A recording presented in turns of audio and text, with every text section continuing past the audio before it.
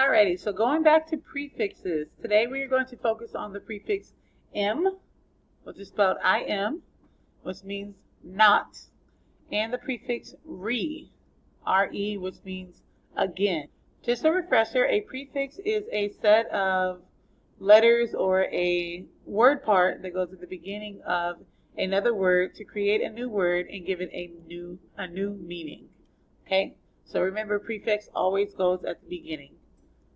For the prefix M, if we were to put it in front of the base word possible, we get impossible, which means it is not possible, because M means not.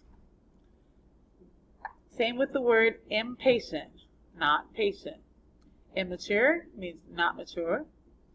Immortal means that they can't pass away. And I'm not sure if you guys can see that last one, imperfect, which means it is not perfect.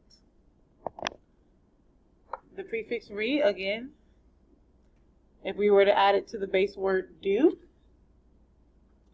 it means to do again.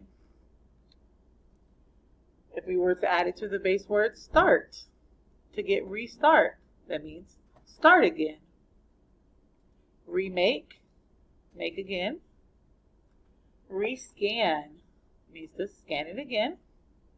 Repossess, it's like to take back or to get it again. And repeat, which means to do it again. Alrighty.